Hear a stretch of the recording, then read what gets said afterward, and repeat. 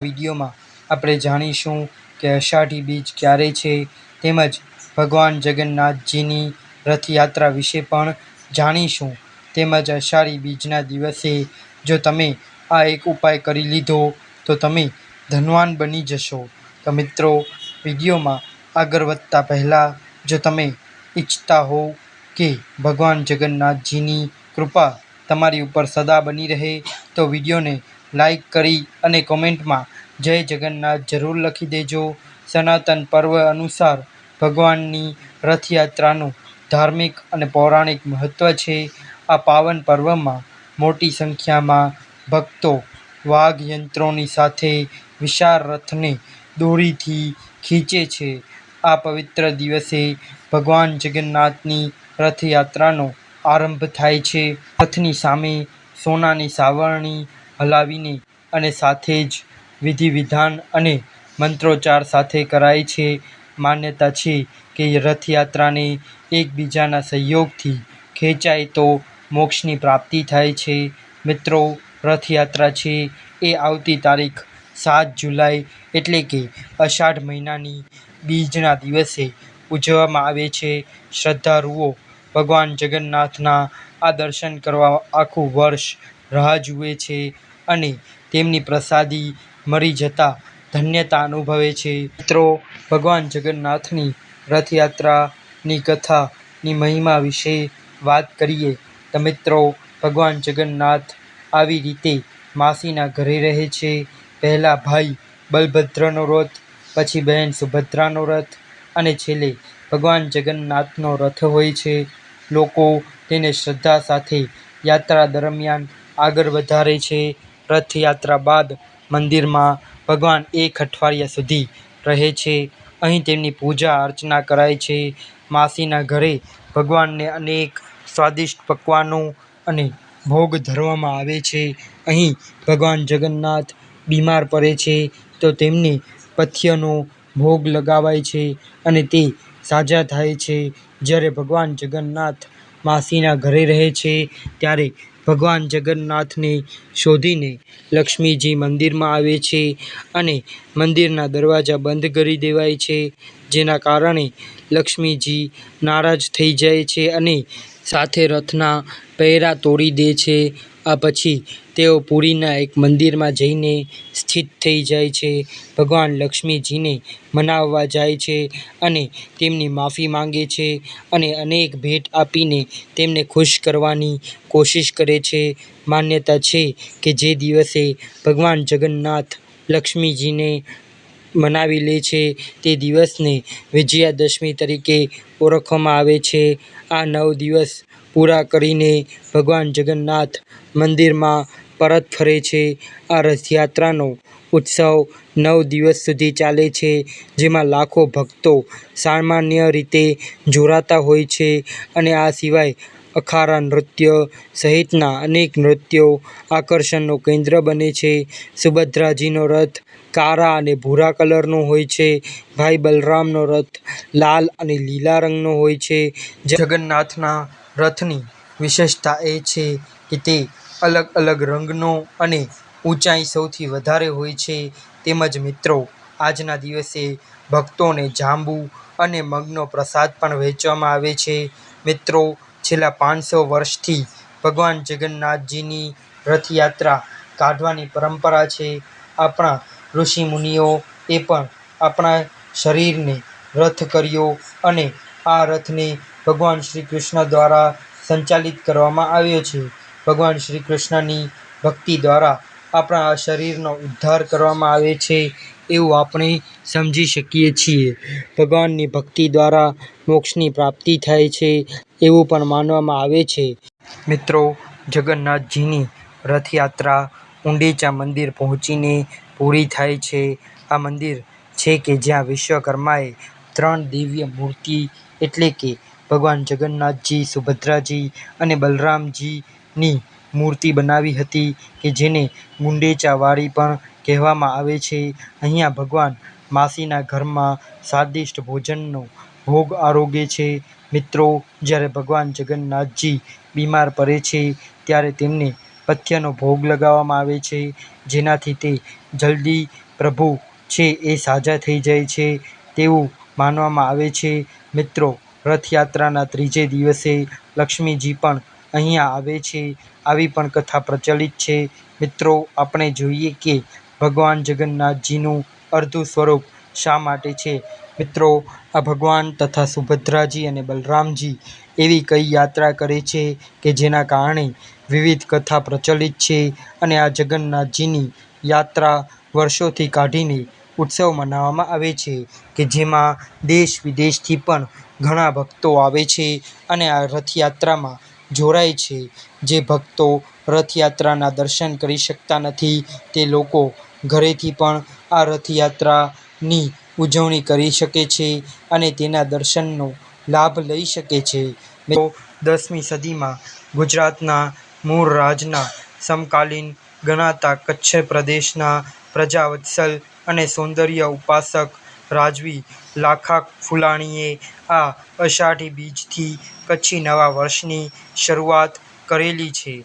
ત્યારથી મિત્રો, કચ્છી માંડવો હોય તો આ દિવસે નૂતન વર્ષ તરીકે ઉજવવાનું શરૂ કર્યું હતું. મિત્રો, રથયાત્રાની સાથે ઘણી બધી કથાઓ જોડાયેલી છે કે જેને કારણે આ મહોત્સવનું આયોજન કરવામાં આવે છે. મિત્રો, ઘણા લોકોનું એવું માનવામાં આવે છે કે શ્રી કૃષ્ણના બહેન સુભદ્રાજી જ્યારે પિયર આવે છે અને તેમના ભાઈઓ સમક્ષ નગર આખું ભ્રમણ કરવાની ઈચ્છા વ્યક્ત કરે છે ત્યારે ભગવાન શ્રી કૃષ્ણ પોતાના મોટા ભાઈ બલરામ અને બહેન સુભદ્રાજી સાથે રથમાં બેસીને નગરચર્યા માટે નીકળે છે. ત્યારથી જ મિત્રો, રથયાત્રાની શરૂઆત કરવામાં આવી છે. એના સિવાય મિત્રો, એવું પણ માનવામાં આવે છે કે ગુંડેચા મંદિરમાં સ્થિત દેવી ભગવાન શ્રી કૃષ્ણના માસી છે કે જે ત્રણેય ભાઈ બહેનને પોતાને ઘરે આવવાનું આમંત્રણ આપે છે. એટલે ભગવાન શ્રી કૃષ્ણ અને ભાઈ બલરામ અને બહેન સુભદ્રાજી સાથે માસીના ઘરે 10 દિવસ માટે રહેવા જાય છે અને શ્રી કૃષ્ણના મામા કંસ તેમને મથુરા બોલાવે છે. તેના માટે કંસ ગોકુળમાંથી સારથી સાથે રથ મોકલે છે. અક્રૂરજી દ્વારા ભગવાન શ્રી કૃષ્ણને તેરાવા માટે બોલાવવામાં આવે છે. ભગવાન તેમના ભાઈ બહેન સાથે રથમાં બેસીને મથુરા માટે જાય છે. એટલે ત્યારબાદ એ જ રથયાત્રાની શરૂઆત કરવામાં આવી છે. મિત્રો, ઘણા લોકો એવું પણ માને છે કે આ દિવસે ભગવાન શ્રી કૃષ્ણએ કંસનો વધ કરીને ભાઈ બહેન સાથે મથુરામાં પ્રજાને દર્શન આપવા માટે નીકળેલા હતા. એટલા માટે જ રથયાત્રાનો પ્રારંભ ત્યારથી થયો છે. હવે મિત્રો, આમાં ભગવાન શ્રી કૃષ્ણના પત્ની રૂકમણીજી કે રાધાજીનો ક્યાંય ઉલ્લેખ કરવામાં આવ્યો નથી. તેનું શું કારણ છે? મિત્રો, પૌરાણિક કથા અનુસાર ભગવાન શ્રી કૃષ્ણ પોતાના મહેલમાં સૂતા હતા ત્યારે મિત્રો અચાનક જ ભગવાન શ્રી કૃષ્ણએ રાધા નામનું ઉચ્ચારણ કર્યું હતું. રૂકમણીજી પણ ત્યાં કક્ષમાં જ હાજર હતા. ત્યારે રૂકમણીજીને રાધાજીનું નામ સંભળાયું ત્યારે તેમને ખૂબ આશ્ચર્ય થયું. ત્યારે ભગવાન શ્રી કૃષ્ણની બધી રાણીઓ માતા રોહિણીજી પાસે જઈને ફરિયાદ કરી કે હે માતા, અમે પ્રભુની આટલી બધી સેવા કરીએ છીએ પણ તેમ છતાં પ્રભુ તે રાધાજીનું નામ જ લે છે. શા માટે તે આ નામ લે છે અને તેને જ યાદ કરે છે? આવું કેમ થાય છે? તો રોહિણીજીએ રાધાજીના સુંદર કથા અને લીલાનું વર્ણન કરવા માટે કથા સંભળાવવાનું શરૂ કર્યું. પરંતુ મિત્રો, એક શરત પણ મૂકી હતી કે જ્યાં સુધી હું કથા પૂર્ણ ન કરું ત્યાં સુધી કોઈ અંદર આવે નહીં, તેનું ધ્યાન રાખવું.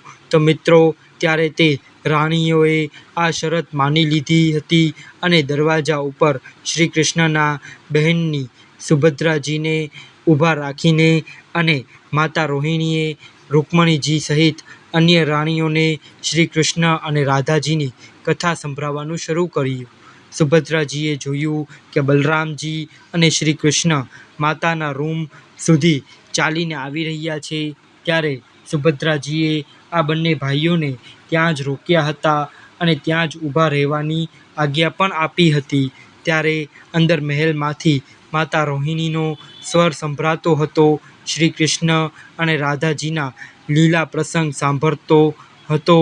આ પ્રસંગને મિત્રો સાંભળીને ત્રણેય ભાઈ બહેન સુભદ્રાજી, બલરામજી અને શ્રી કૃષ્ણ એટલા ભાવ વિભોર થઈ ગયા હતા કે રાસલીલાનો પ્રસંગ સાંભળીને જ્યારે શ્રી કૃષ્ણજી, બલરામજી અને સુભદ્રાજીના શરીર ઓગળવા લાગ્યા તો એ જ સમયે દેવર્ષિ નારદ પણ ત્યાંથી પસાર થઈ રહ્યા હતા. ત્યારે મિત્રો નારદજીએ ભગવાનના આ સ્વરૂપના દર્શન કરીને અભિભૂત થયા હતા.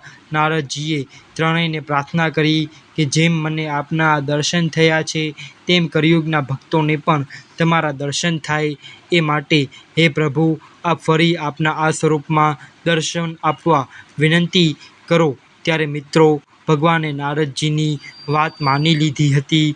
આ જ કારણે ભગવાન જગન્નાથને શ્રી કૃષ્ણ અને રાધાજીનું સ્વરૂપ માનવામાં આવે છે.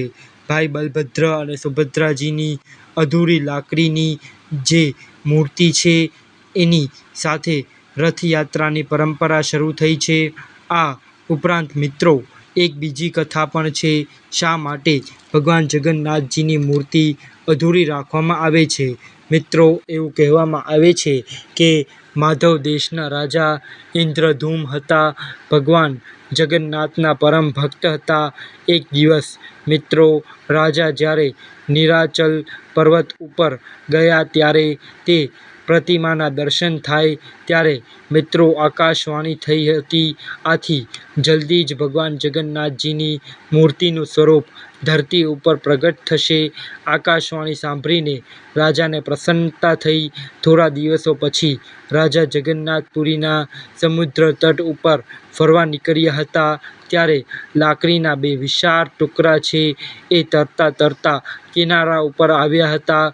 ત્યારે રાજાએ તે લાકડાને બહાર કઢાવી અને વિચાર્યું કે આ લાકડાઓમાંથી ભગવાનની મૂર્તિ બનાવવામાં આવે.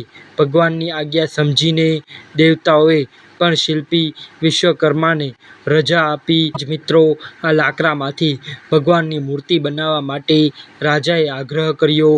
રાજાની વાત સાંભળીને વિશ્વકર્માએ પણ હા કીધી, પરંતુ એક શરત રાખી કે જ્યાં સુધી મૂર્તિનું નિર્માણ ન થાય ત્યાં સુધી પોતે એકાંતમાં જ રહેશે. ઓરડામાં બીજું કોઈ નહીં આવી શકે, નહીંતર આ કામને અધૂરી છોડીને જ પોતે ચાલ્યા જશે. રાજાએ આ શરત માની લીધી. મિત્રો વિશ્વકર્માએ ગુંડીચા નામક સ્થાન ઉપર મૂર્તિ બનાવવાનું શરૂ કર્યું. ભગવાનની મૂર્તિ બનાવતા બનાવતા જ્યારે વિશ્વકર્માને ઘણો સમય લાગ્યો મિત્રો ત્યારે રાજા ઇન્દ્રધૂમે મરવાનું વિચાર્યું અને રાજાએ એ ઓરડો ખોલાવ્યો.